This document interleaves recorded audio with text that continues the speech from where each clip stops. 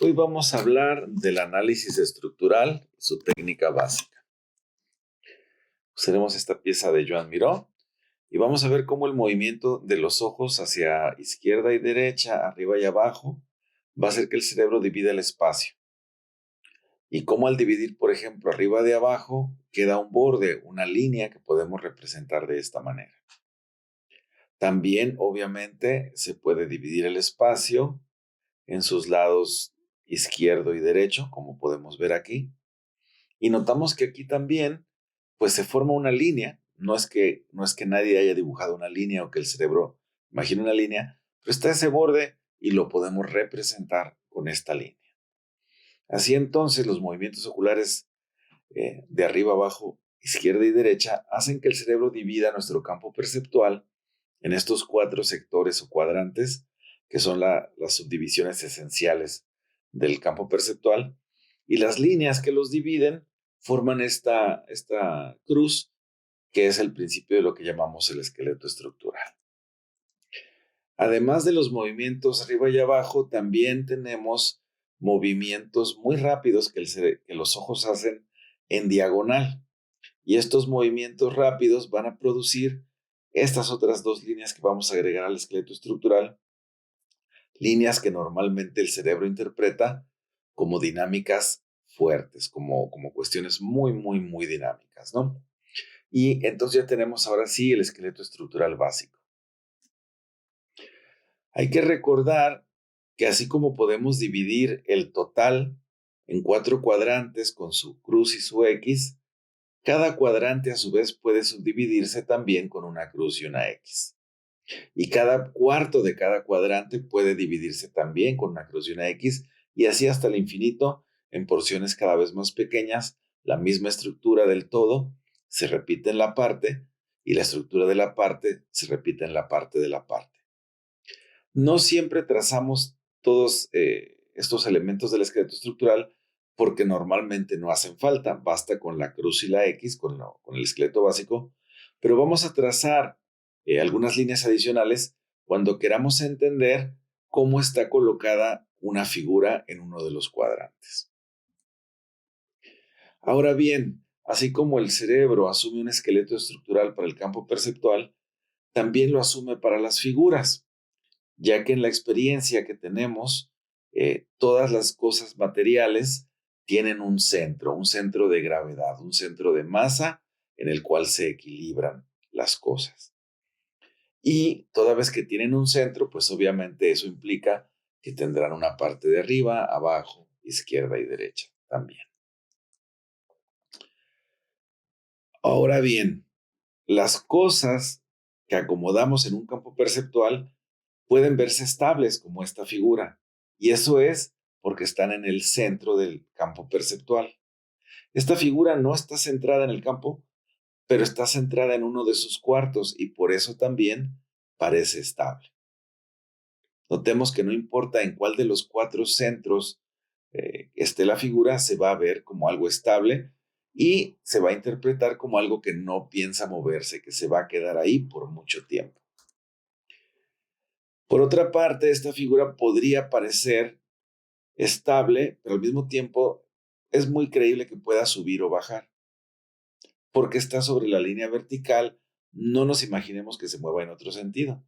Esta otra figura no la imaginamos subiendo o bajando, pero sí moviéndose hacia la derecha o hacia la izquierda. ¿Por qué? Porque está justo sobre la línea horizontal que divide el esqueleto estructural. Y esta otra figurita de acá, podemos imaginarla bajando o subiendo, pero de esquina a esquina, y eso es porque está colocada sobre una diagonal. Recuerden, las diagonales las ponemos después para encontrar la razón de por qué se ve la figura como se ve.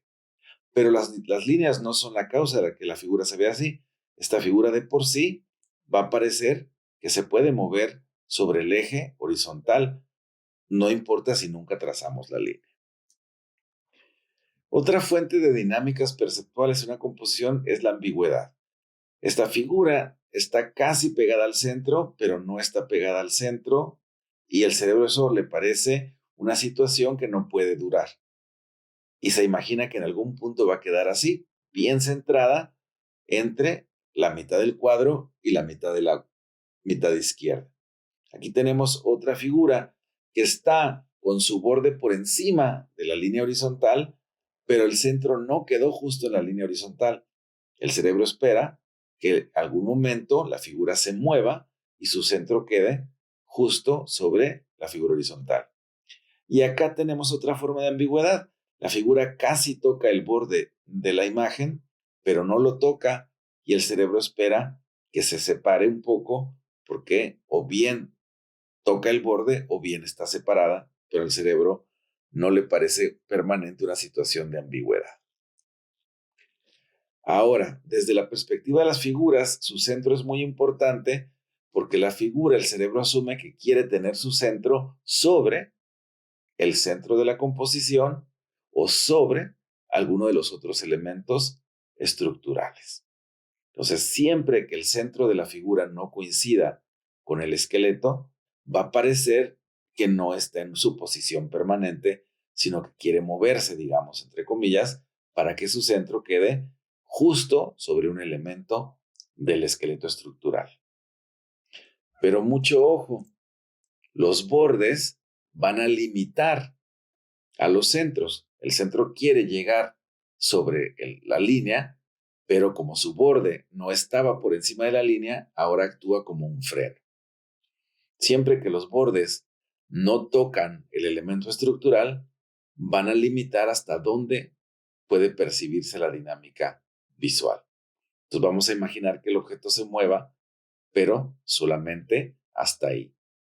Lo mismo, los centros de las figuras se atraen entre sí, pero los bordes de las figuras es el límite hasta donde podrían llegar, porque ahí se tocarían.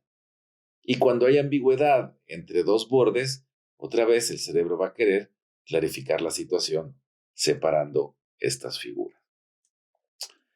Con todo esto empezamos a entender cómo vamos a hacer nuestro análisis. Podemos expresar todas estas fuerzas de las que hemos hablado, de la ambigüedad, del centro queriendo colocarse sobre los elementos estructurales, etc.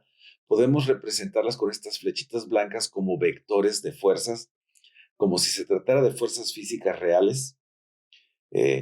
Y así va a ser más fácil entonces tanto analizar una composición como equilibrar una composición.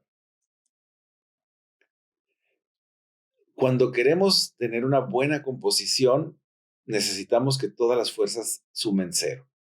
Este cuadro, por ejemplo, tiene un vector hacia la derecha porque su centro quiere estar sobre ese elemento estructural. Entonces, si no quiero cambiar el cuadro de posición, tengo que equilibrarlo poniendo otra figura que esté en la posición contraria y con un vector en sentido opuesto. Y ahora sí tengo una composición equilibrada, aunque este es un equilibrio estático, simétrico, muy simple, y podemos hacer cosas un poquito más interesantes como aquí. Este cuadro tiene un vector complejo que jala hacia abajo y sobre todo hacia la derecha.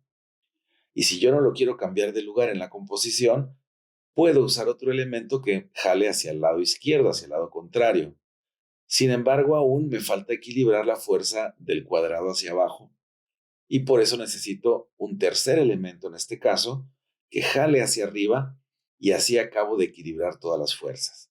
Las fuerzas del cuadrado hacia abajo y hacia la derecha se han equilibrado y tengo una composición bien hecha. Ahora sí, con todo esto, ya puedo hacer el análisis de la pieza con la que empezamos.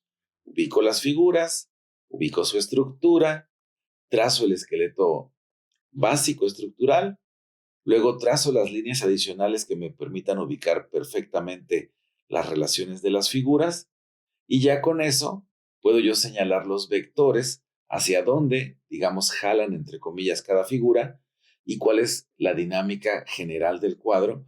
Y aquí podemos ver pues que es una dinámica muy compleja pero equilibrada que va muy bien con el estilo de este artista que le gustaba representar mucho esto de la alegría de la infancia, ¿no? Eso ha sido todo. Espero que les sea de mucha utilidad.